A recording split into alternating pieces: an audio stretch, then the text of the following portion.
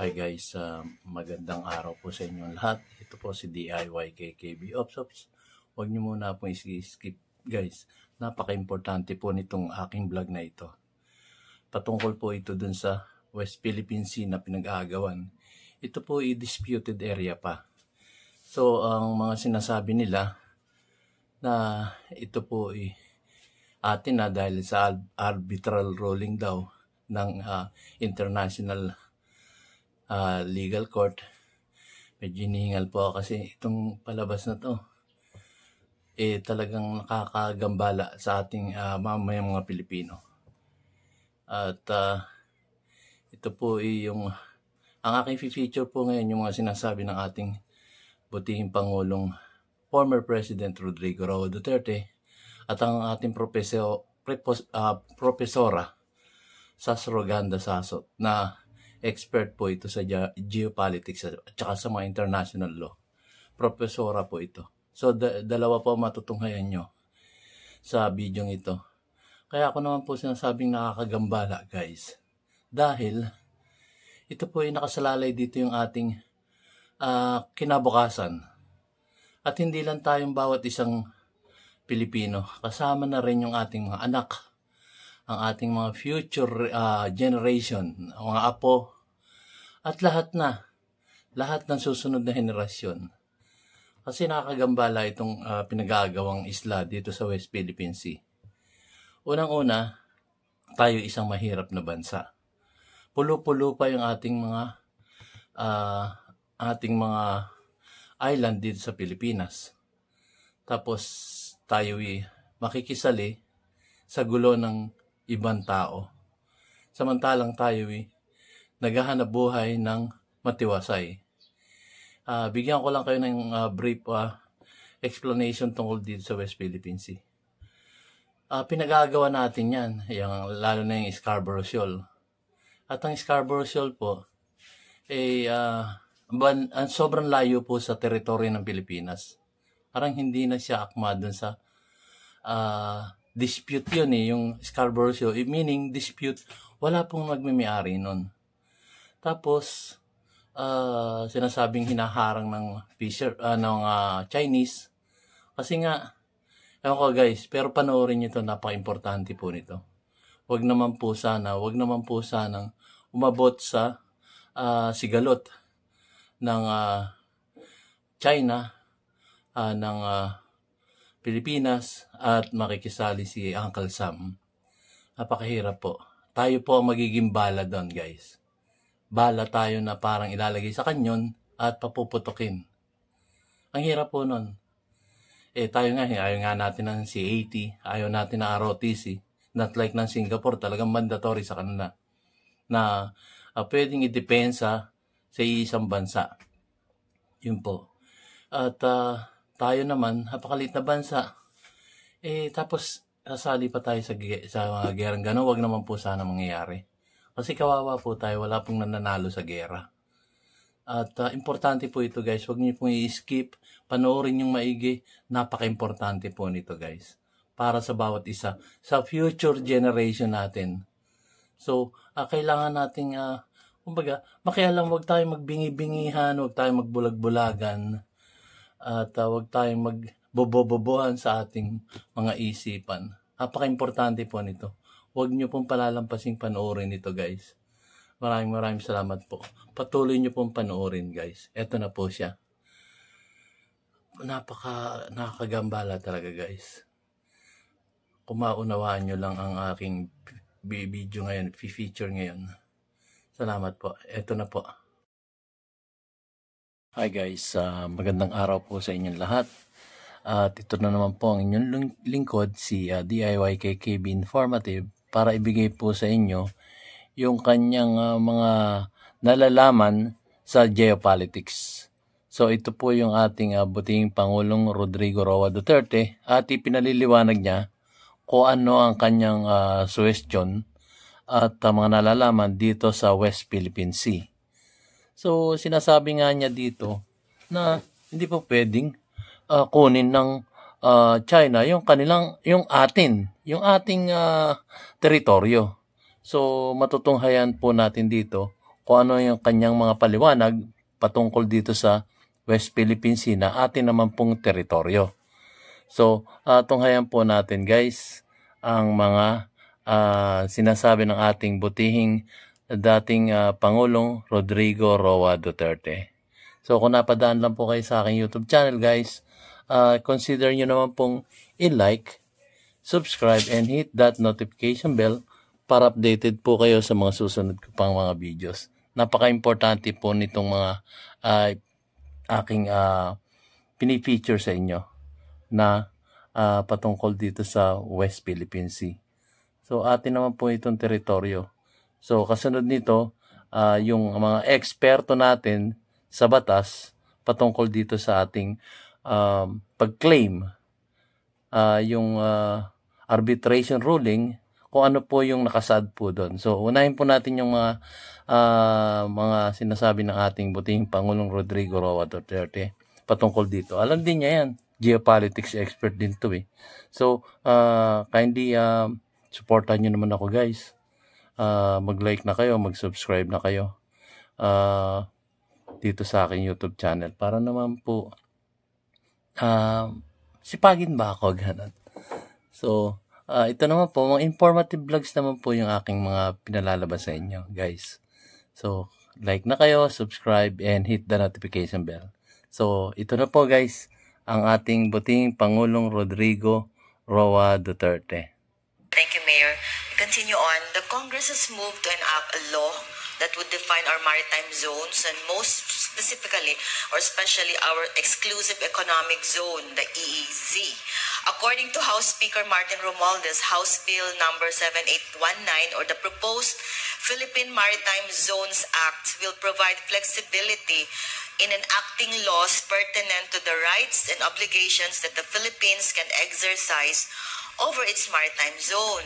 Now, however, according to columnist Rigoberto Tiglao, under a maritime zones law, we will lose our Kalayaan Island groups. Mayor, how would you like to weigh in on this issue? No, I do not need the word flexibility.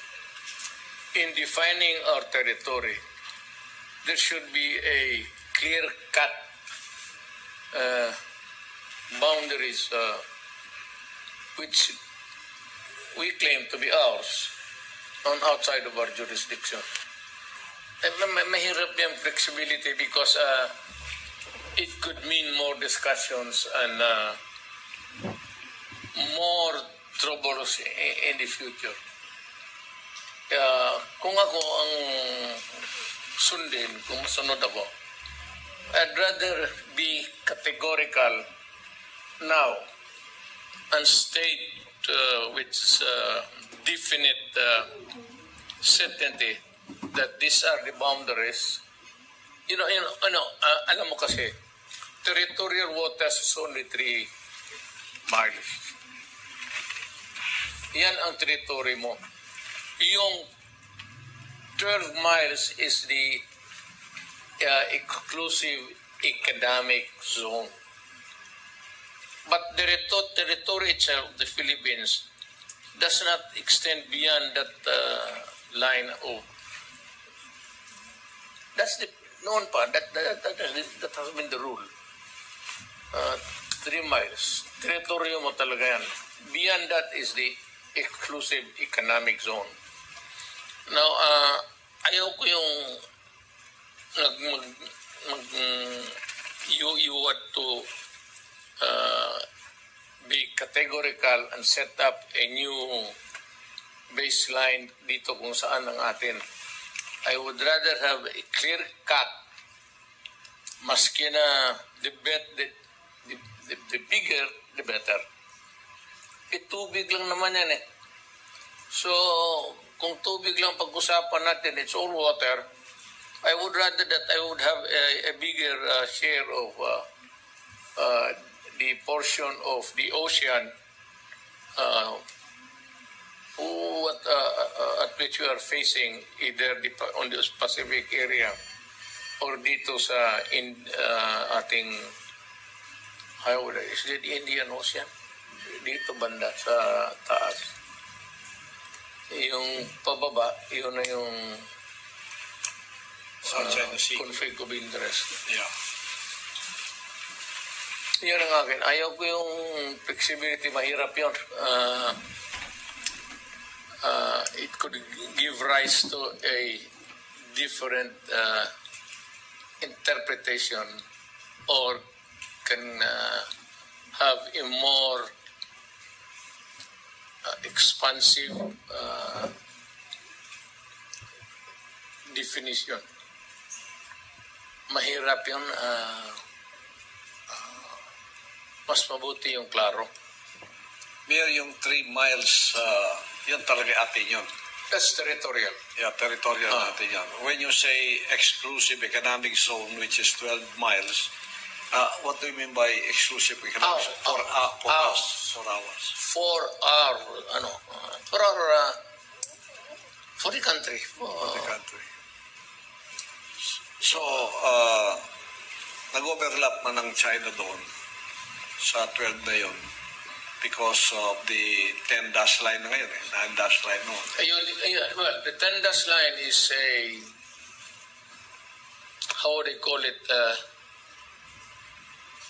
it's a scheme of setting up boundaries by China that would take a large part of the Indian Ocean and itong the waters that we have, na medyo nalimitahan tayo ng just a few kilometers from our shores, which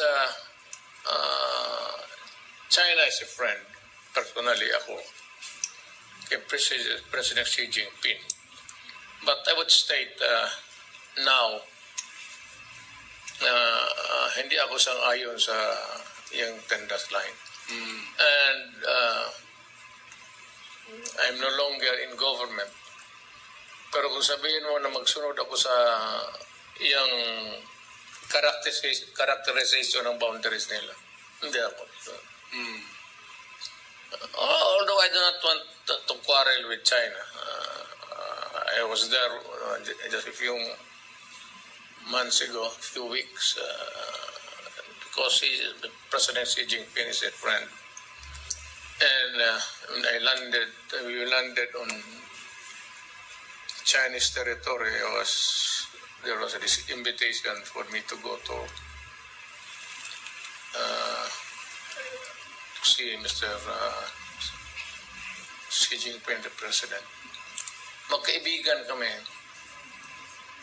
Pero okay lang yung pagkaibigan namin. It does not include what is the interest of my country. As far as I'm concerned, yung territory natin is non-negotiable, and it is freed of whatever, friendship is one, alliance is another one, but the territory itself must be ours.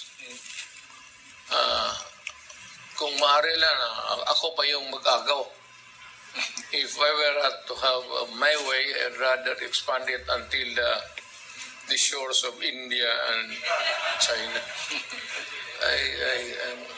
I am not about ready to give up a part of the territory of my country, which is ours. I say just, and we'll defend it to death if need be. Atin yan. Yes. Tama, yeah. Wow, that's really, very clear. The clarity of that statement is really clear, where our former president stands on this issue that before he spoke, many people are, doubting in between. So, narito po tayo sa Gikan sa Masa para sa Masa. At pinaliwanag nga po niya kung ano yung side niya. Now it's very clear na our former President Mayor Duterte says what is ours is ours. Atin Maaari talaga pa yan. nga daw, siya ang lumampas pa mag-claim. I would rather be the one who is getting somebody else's property. Huwag yung akin. Mas kailangan ko. We are Yeah. we are not really a rich country. Archipelago tayo eh. It's cut to pieces. It's not a contiguous landmass. Yeah. Archipelago, so mahirap i-manage yan. Even in the measuring of the distance of what is 12 miles from where. So ang again, we draw a map of the Philippines, the outermost, yung pinakahuling teritoryo ng Pilipinas, either north or south, west, doon tayo mag-umpisa ng 12 miles. Oh. Hindi dito sa Maynila o dito sa Davao. Doon, yung pinakadulo, baski na, well, it could be a shoal or a rock even. But if it is defined in the map as our territory, doon ako mag-umpisa ng... Alam mo bakit? Maliit tayo na bayan. We are short of resources in terms of growing population. Kulang ang isda, lahat. Even yung ating lupa, pagtanim, iilan na lang yung naiiwan na land that could be tilled to plant rice, corn, whatever. Masyadong maliliit na lang na iwan sa Central Zone. It's all commercial or something else except agriculture. The agricultural lands are reducing at a very fast rate. Puro commercial na expansion sa Luzon. So may bago ditong business, may bagong economic zone. Wala na tayong tanim, so wala na pagkain. Maybe in 10 years' time, we would be a net importer sa ating pagkain. Yan ang mahirap niyan. So dito na lang, pagkain yun, bigas eh. Yung ulam na lang, mas dapat we would claim a bigger portion than the others because we have the resources now, a bigger one, to get the whatever is God placed there on sa coastal areas natin. What the benefit to the Filipino people? Ayaw ko yung maliit ako. I would never yung liitan yung teritoryo ko. Kasi mahirap lang tayo na bayan. We need a bigger expanse of the waters for our use, our resources, to get food. And it's all tubig na nakukuha natin, yung sa tubig na nakukuha natin yung mga resources natin. Yan ang ano yan. That's why it's a very sensitive issue to me when it comes to territory. I would never give an inch. Kung gusto ng Amerika, kunin ko pa yung San Francisco.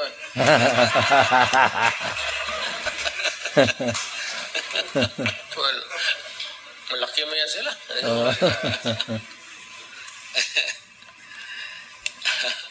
They cannot even utilize the Nevada desert to being agriculture. Tubig lang man ang kailangan niya. So yan ang that's the rationale of the way I think about tong mga territories. lalo na yung territories that would produce food and whatever resources that we can get. But mainly food. We do not want to quarrel. We cannot afford it. But I would say that when it comes to conflicting claims, we must insist on it. Because our existence is connected with the issue. Kailangan din natin ng areas to get what I said God has placed there, whether it's the Pacific or the Indian or the Atlantic. Sorry. Thank you So so much. yun guys, Thank you, Mayor. narinig nyo na kung ano yung saganang kanya kay ating butihing former President Rodrigo Roa Duterte. At sinabi nga niya, hindi ako magbibigay dyan, aming teritoryo yan eh. Kaya lang dun sa nakapaloob lang sa batas. Kagaya yung sinabi niyang exclusive economic zone, 12 nautical miles yun. So i-convert niyo yan sa kilometers. Malapit lang yan. Kasi ang 1 nautical miles is equivalent to 1.5 kilometers. So computing niyo yun guys, napakalapit lang. More or less ang 12 nautical miles mga 22.22 kilometers yun guys, napakalapit lang. Napakalapit lang talaga ng exclusive economic zone natin. So yun ang mga Scarborough Shoal, ang layo nun. Ang layo nun guys. Nasa most probably nasa 600 plus kilometers yon. So hindi na natin sakop yung Scarborough Shoal doon sa kiniklaim natin kasi masyadong malayo na yun guys. So eto naman, pakinggan natin si ating butihing isang expert din to, si Sas Roganda Sasot, na isa siyang propesora at propesora siya na nagtuturo ng international law. So tunghayan natin yan guys. So antabay lang tayo guys. Ito na po siya. Ito po guys. So ito na po si Miss Sasot Roganda. Isa po siyang propesora. So siya po ay magpapaliwanag tungkol sa international law para dun sa claim natin sa West Philippine Sea. Talagang documented yung nasa dokumento yung kanyang mga sinasaad dito sa kanyang sinasabi dito sa YouTube channel niya. So, tunghayan po natin guys kung ano yung mga sinasabi niya na dokumentado. Talagang nasa batas yun, tsaka yung arbitral ruling na sinasabing nanalo tayo. Oo, nanalo tayo, pero ano po ba yung nilalaman nito? Yung arbitral ruling. So, tunghayan po natin si Miss Sasot Roganda. Ito po siya. Ito po, si Miss Sas Roganda Sasot. Oh, ayan na! Okay na. Okay na. Ano man nangyari sa'yo? Alam mo naman, iniiwasan ko ang mga CIA, ganyan. Ano na, yung mga iba nag-iinit ang ulo dito kasi pro-China ka daw, ganyan-ganyan. Hindi, ano yung sabi, hindi naman daw para sa isda. Yung bago tayo naputol, ang babaw ko daw kasi, Hindi daw para sa isda, di lang naman daw isda, teritoryo ang pinag-uusapan dito. Ang ating Okay. Alam niyo po ba kung paano magiging teritoryo niyo ang isang lugar sa planet Earth? What does it require for it to be your territory? Alam niyo po ba? So bago po tayo magsabi na lumalaban tayo para sa teritoryo, alam niyo muna, ano po ba paano po ba nagiging teritoryo mo yung batas, ang isang portion ng Earth? Sinasabi niya yung batas. May quiz pa pala dito. Pambihira po. Oh, may quiz. May quiz yan. Mga tanso dyan na nakikinig, may tanong. Paano ang tanong ko? Sige. Paano mo nagiging teritoryo ang isang lugar sa planet Earth? ano po ba ang kailangan? Planet Ano, Earth sabihin talaga. ko na, pwede ko bang sabihin na pumunta ako ng gitna ng Pacific Ocean at sabihin ko teritoryo ko to? Yung pumunta ng moon. Pwede ba yan? Pwede ba yan na na sabihin nila yung buwan ay territory? Ganito po yan. You need international recognition Yun. for something to be part of your territory. Makinig po tayo, That's guys. It has to be internationally recognized. Ibig sabihin, lahat, it's unassailable. Lahat ng mga bansa ay sinasabi na, yan ay parte ng teritoryo ng Pilipinas. Quiz. Sino pong bansa maliban sa Pilipinas ang nagsasabi na ang Scarborough Shoal ay teritoryo ng Pilipinas? Lahat naman, di ba? Walang ganun. Hindi ako. Sino ba nagsasabing teritoryo natin yun? Ay, di tayo. Mga Pilipino. Maliban. Yung decision na Yan. lagi natin. Walang ganun. Walang ganun. Ang nakalagay po nabasa kasi ito naman ito mga tao, hindi nagbabasa hindi kasi tayo mahilig magbasa eh. So paragraph, basahin niyo po sa paragraph 806. Ayan. Para tayong dating Yan na po yung desisyon. Desisyon ng arbitral ruling. Yan naman Basa. yan ang sinasabi nila eh. Di ba meron niyang decision ng international, ang UN, ganito, na atin yan. Hindi ba yun yun? Ito Byron. Byron. Dahil hindi ka naman lubos-lubos na nagtitiwala sa akin. Ang gawin mo, di ba, meron ka dyan browser. Ayan na. May browser ka dyan. Okay. Pakinggan nyo po maigi, guys. Punta ka sa website ng Permanent Court of Arbitration. Para tayo klaro, no? Klaro, okay. Kasi nalilin lang tayo, guys, eh. PCA. Nalilin lang tayo sa mga pinagsasabi punta ka ng dun sa cases. ibang Click mo yung cases. news. Okay. Tapos punta ka dun sa interstate arbitration. Yung past interstate. Kasi makikita mo dyan yung South China Sea arbitration eh. I-control F mo na lang para mabilis. Okay. Okay. I-download mo yung award. Tapos, I-download mo yung award file. Ito naman hindi ako nag-beep. I-download mo muna. Ulit. ulitin nga natin. Ulit. Ito, guys, pakinggan nyo maigi. Byron, alam kong Byron, hindi ka nagtitiwala sa akin eh. So, kailangan Byron makita ng dalawang mata mo, no? Dalawang mata mo. Punta ka ng website ng Permanent Court of Arbitration. PCA lang PCA something. O yung mga nakikinig, puntahan nyo yung website ng Permanent Court of Arbitration. Okay, nandito na ako. Pasok. Okay, punta ka sa cases. Birang haba. Cases. Ano yung... Punta ka dun sa interstate arbitration. Basta past interstate arbitration. Merong arrow yan, tapos ano mo,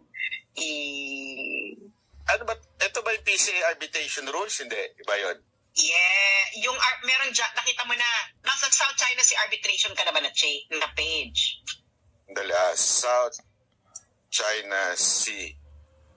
Wait. Hindi, Wala eh. di ba i-click mo yung cases? Sa taas. Okay. Okay? Good. Tapos punta ka dun sa past cases. Ibaba mo. Makikita mo dyan. Past cases. Okay. Kita nyo. Tapos hanapin mo na lang din yung South China Sea arbitration. Ano yan? 2013-19. Ayan. 13. Kita mo. Dali, dami nito eh. 2000. Hindi interstate eh. Interstate arbitration ba ang... Yes. Tingnan mo yung 2013-19. The South China Sea. Click mo yan. Sana yung mga nanonood din sa'yo ginagawa yan, Tapos punta ka doon sa award. Award. Doon tayo sa award. I-click mo i-download mo yung award. Okay. Na-download mo na. Pasa. Ito na. Boom. Ano dito? Okay. Ngayon, puntahan mo yung paragraph 805. Nasa page 315 yan. Or 337 pag PDF maintain. Of traditional fishing, yun ba yun? Yes, basahin mo yung 805. Is on the record before the tribunal is of the view that Scarborough Shoal has been a traditional fishing ground for fishermen of many nationality, including the Philippines, China, Taiwan, and Vietnam. Yun. So, Okay. So, Sino may-ari? walang territory pinag-uusapan dito. oo. So, basahin mo yung basahin mo yung last sentence ng paragraph na yan. With respect to Scarborough Shoal, the tribunal accept that the claims of both the Philippines and China to have traditionally fished at the shoal are accurate in advance in good faith. Meaning, So, pareho nating traditional fishing ground ang Scarborough Shoal. alakpakan, pero ganito. So, bakit laging ginagamit ito in terms of news at sinasabing ito ang proof na atin yan? So, it's wrong. Kasi nga, it's wrong. Ano yung basis mo? Kailangan nga for a portion of the world to be part of your territory, there must be international recognition that it is your territory. Now, nobody accepts that Scarborough Shoal is China's territory, and nobody else accepts that Scarborough Shoal is Philippine territory. So pareho tayong nasa wala. So pareho lang tayong nag-claim. Pero the rest of the world do not agree with either of us. Even the United States doesn't say that Scarborough Shoal is part of our territory because the territory of the Philippines ends 12 nautical miles from its baseline. Yan ang sinabit natin sa United Nations. Ano ko pinagsasabi itong mga taong to? Scarborough Shoal is outside the 12 nautical miles. So, ibig mo sabihin, kasi paulit-ulit yan na sinasabi, yan ang binabangga ng tao Yan paulit-ulit nga, pero hindi naman kasi nila ini-explain sa mga Pilipino. Bakit hindi ba kasi, dapat tatanungin ng mga Pilipino, paano ba nagiging territory ng isang bansa ang territory? Ano yung mga conditions? And the topmost condition is that international recognition that it is part of your territory. So, nobody is somehow na na sa atin yan? Wala. So, wala except us. Wala sa China. So, sino may-ari nun? Wala nga. For the world, the Scarborough Shoal is disputed territory. So, wala dapat ang may-ari niyan. So, dapat join lang tayo. Walang sinasabing walang may-ari. Ang tawag nila dyan is disputed. Ibig sabihin, nagtatalo pa yung dalawang bansa kung kanino yan. So, for the rest of the world is disputed. Ngayon tayo, dahil disputed naman natin yan, no? Mag-usap na lang tayo kung paano tayo pareho makikinabag dyan. Yun, that's the best answer. Which is hindi nyo sinasabi dito sa binasa na dapat Invento ko ba to, Byron? Ikaw hindi ka nagtitiwala sa akin Anong paragraph yan?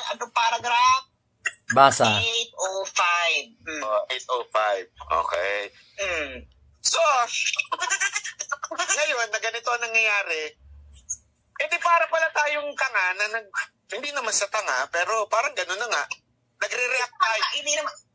Hindi naman tayo, Byron, no? Kasi hindi rin naman tanga si PRRD nung panahon niya, no? So, alam kasi ni PRRD ginagawa niya. Kasi binanggit yan ni PRRD ang traditional fishing ground sa isa niyang zona. 2019. Ewan ko nga kung bakit niya nabanggit yung traditional fishing rights Ewan ko lang Byron, pero parang meron atang bubuyog na dumapos sa Malacanang ganyan. Anyway, so Lala ko yun. Nandun meron dito pa ngayon yan tuloy. May solusyon. Ang solusyon ay right there staring at our faces. Sinabi na ito ang pagkakailam ng mga ng mundo. The Scarborough Shoal is traditional fishing ground of both Chinese and Filipino fishermen. Hindi lang ito ang arbitration ang may alam niyan. Alam din yan ng mga mangingisda natin na for the longest time in their history, pareho sila ng mga mangingisda ng mga Chinese and Filipino. Minsan may Vietnamese dyan na nangingisda sila ng sabay-sabay. Gumulo lang naman ang lahat ng panahon ni Pinoy. Sundan ko yung sinasabi mong dapat pareho tayo. May nagsasabi ito. Binobomba nga tayo eh. Bombahin din natin. Hindi. Paano bomba? Yung tinataboy tayo. Di ba, supposedly? Kaya nga, kasi nga tayo Inaakin na natin. Kasi ganito yan. Again, chess. Okay? Think about chess. Pag ako, sasabihin ko, akin yan, ano sa tingin mo ang gagawin ng isa? Babawi. Sabihin niya, akin din yan. Akin din yan. So, Yun. on that basis, anong gagawin niya? Itataboy ka niya. Gusto mo, Yun. sa'yo lang yan, o di tataboy din kita. Yun naman pala. Pero pag pupuntahan ko yung China, alam mo, China, pareho naman tayo, alam naman natin ang history ng South China Sea, pareho, alam natin yung mga mangingisda natin dyan, pareho nangingisda, bakit hindi na lang tayo mag-joint fishing venture? Yun nga. Yung bang sinasabi mong joint fishing venture na yan, nangyari yan kay PRRD? Wala pa nga. Kasi nga ang negotiation, we have to remember, nung panahon ni PRRD, nanggaling ang relasyon natin sa China, na gusto na natin girahin ng China nung panahon ni Pinoy. Yun ang situation. Nung nanalo si PRRD, kailangan niya munang plansyahin yung nangyari. And it doesn't take 1 year, 2 years, 3 years, 4 years, 5 years, 6 years to do that. It has to be sustained effort, continuous, at may follow-up, no? And nagkaroon ng pandemic eh. We have to remember, nagkaroon ng pandemic. Tapos meron pa dyan mga sub-bureaucrat levels na talagang working against what PRRD wanted. Yeah. Okay? At alam yan ng kakilala mo. Ay, tapos, Nag-meet kasi noong 2018, pumunta ako ng Pilipinas, minit pa niya ako sa isang lugar. Lugar nila. Hindi sa bahay nila, lugar nila. Doon kami, nagkakape kami. Kinuwento niya sa akin yung mga bagay-bagay na ganyan. Kaya porsigido ako nun kasi nga, kailangan kasi ni PRRD nun ng reinforcement. Kasi nga marami talaga bubuyog sa ilalim na working against the policy. Wala ka na magagawa. Sila ang papupuntahin mo ng China, silang gaganyan. So, it all boils down to money, no? Of course, there's so much money to be made, Byron, for being anti-China. So, kung gusto niyo talagang magka-Lexus, yumaman, or etc., maging maging katulad kayo nung isang guwaping na intellectual. So, yayaman kayo. pero ganito, so sinabi mo na ganito nga, medyo may U-turn pa kaya ito? Pwede. Well, may U-turn yan. Balik tayo sa usapan, ganon. Kung maging sober. Di parang, pabira. Parang pinagulat ako doon Bakit pagkalasing ba uminit ang ulo?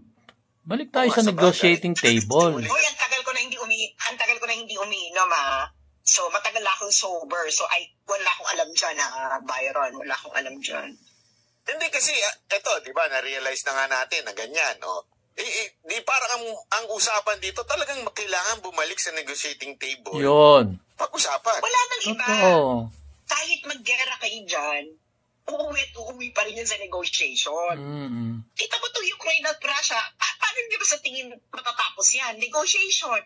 Iniisip ko lang nila ngayon is kailangan magkaroon sila ng enough leverage para yung outcome na negotiation after how many Ukrainians died? Dami. Tapos nag-negotiate pagkapatay na, no?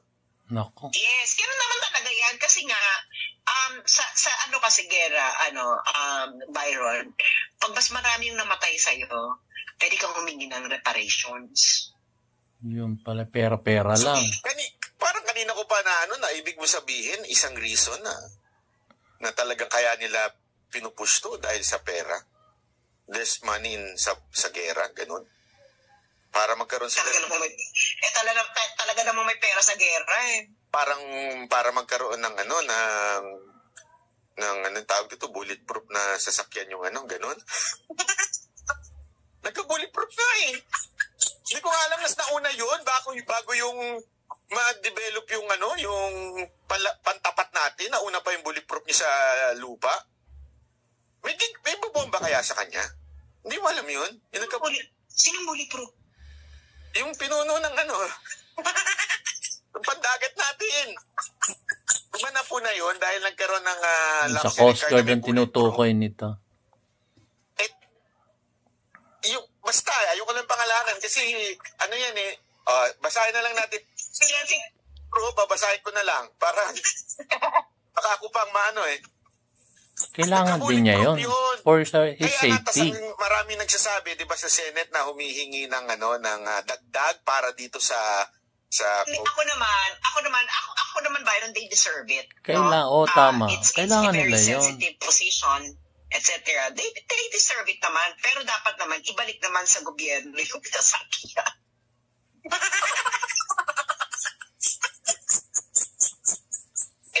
Ako lang medyo nagtaka ako, may bubomba ba sa kanila dito sa Alam mo, I understand na meron silang ganun. Kasi, ang trabaho ng Coast Guard kasi, in fairness sa mga Coast Guard natin, trabaho nila, hindi na yan tungkol dyan sa isda-isda. They are also involved in law enforcement pagdating sa dagat. At ang isa sa mga kanilang mga issue is yung drugs. Yung drugs na going through the sea. So, ang kalaban mo dyan, Byron, is drug lord. Pero parang hindi na kalaban yung drug lord.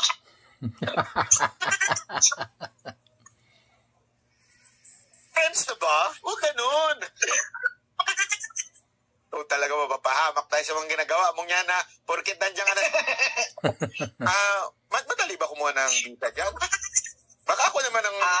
Mahirap. Actually, mahirap. Alam mo kung ano pinagsambit ko, Diyos ko, nag-physical exam pa ako, Diyos ko, Lord. Kaiba pala dyan. Anyway. Kaiba dyan. Sabi ko, ano ba ito? Parang makikipag-sex ako nito, kailangan may physical examination.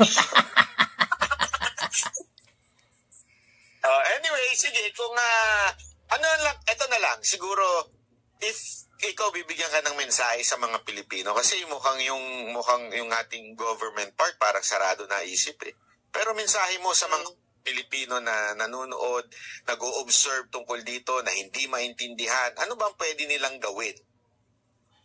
Ako naman, ito naman kasi si Byron, pro-US po talaga siya. Huwag po kayong he's just doing this for fairness, ha. So, sinisingin kita. Salubungan Embassy, US, dinig na, pro-US. Ganito kasi mga friends. Okay naman yan, lumaban, etc. Pero sana alam niyo yung pinapasok ninyo. Yun. Kasi, okay lang naman you have to be prepared for whatever consequences ang mangyayari. Gusto niyo tahaking laundas, di ba? Na, naman tayo, puro naman tayo mga adults. Yung iba nga, pare-pareho naman tayo naman sa mga matitinong pag-iisip. So, alam natin na may mga consequences yung ginagawa natin. So, if we think na kaya natin yung consequences and kung sa tingin ninyo is we will have a better outcome than Ukraine, why don't you do it? So, will be better outcome ng Ukraine? Hindi, alam mo ito, ang suggestion ko na lang, magturo ka kasi sa lingwahe ng mga Pilipino. Kasi alam mo, kahit nga ako yan. O nagtuturo, di ba nag-uusap na tayo ngayon sa lingwahe ng mga Pilipino?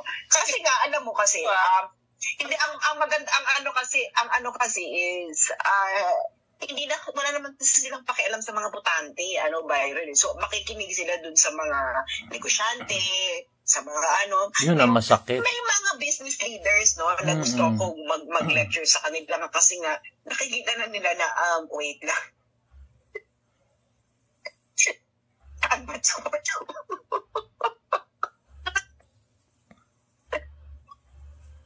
You know what? Ako'y naniniwala sa tuwid na daan. Sa daan. Bakit? Ayaw mo sa bagong Pilipinas? Ayaw na naman yung daang matuwid sa kabagong Pilipinas. So ako'y naniniwala po sa daang matuwid. The shortest distance the shortest distance, the shortest distance to our destination, it's a straight. Nga po, guys. So, ayun talaga yan. Kailangan natin, kagaya nga sinasabi ni itong ating butihing profesora, na huwag tayong magpadalos-dalos. Makialam tayo sa mga nangyayari sa ating palibot, sa ating kapaligiran. Kasi, unang-una, pag sinuportahan natin yung mga ganyan na ating Scarborough Shoal, hindi pa natin alam yung batas na ipinapakalat ng mga ibang tao dyan, unang-una, malayo tayo sa Scarborough Shoal. Ang layo.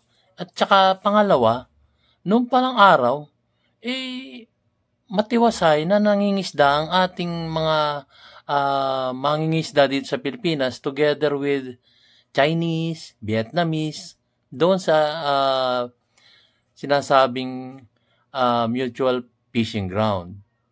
Di ba? So, yun ang masakit na pangyayari. Nagulo lang daw to, di umano, sabi ni Miss Sasot Roganda, na ito pinakialaman ng malalaking tao para lang sa sarili lang kapakanan. Narinig nyo naman Balikan nyo i-rewind nyo yung video. So, bottom line, makipag-ano na lang po tayo, makipag-alyansa na lang tayo sa China para na sa ganun, hindi tayo magkagalit. Hindi tayo magbenggahan kasi mahirap na bansa lang tayo, guys. At yun nga, sinasabi nila na gera sa Ukraine o sa parting yon, ano nangyari? Diba? Pag may namatay, may pera. Pag may gera, may pera din. So, tayo po ay mag-research tungkol sa mga bagay na to. Tayo mahirap mahirap na bansa po tayo Samantalang kung tayo makikipag-alyansa sa ating kapitbahay, yun din po yung mga vlog ko nun Kapitbahay natin yan Madaling kausap yung mga yan. Mayamang bansa sila Nakakatulong pa nga sa atin So, tayo ang huling salita ko dito ay makipag-alyansa tayo. Hindi yung makipaglaban tayo, makipag-away tayo o makipag-gera tayo. Walang nananalo sa gera. Yun po yung mga nauna ko rin vlog Wala pong nananalo sa gera. So, malaking bagay po ito. Educational tong sinabi ng ating profesora na magaling sa geopolitics, magaling sa international law, at natunghayan natin, guys. By the book siya, yung sinabi niya. Yun lang po, guys. So, maraming salamat po sa panonood at ini-research ko po talaga to para sa inyo. At para sa akin na rin.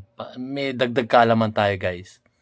So, maraming salamat po again sa panonood ng aking YouTube channel, DIYKKB Informative. At sinasabi ni DIYKKB Informative, keep safe, God bless, and you have a great day. So, nakikiusap lang po ako sa inyo. Palaguin po natin tong ating YouTube channel.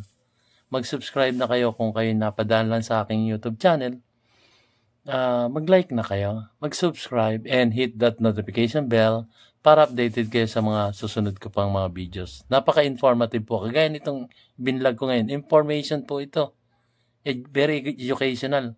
At meron tayong nalaman dito sa ating profesora na si Miss Sas Roganda Sasot na napakatalino rin. Hindi siya kumakampi agad. Kundi nasa neutral ground siya. Pinag-aaralan niya lahat. So, yun lang guys. Maraming salamat po again sa aking mga subscriber na patuloy na sumusuporta. At yung aking mga viewers, subscribe na kayo guys. Tulungan niyo po akong lumago itong YouTube channel. Thank you very much po. At sa lahat po, maraming salamat po. Syukran. Sa susunod na video ko po, magkita-kita ulit tayo. Thank you.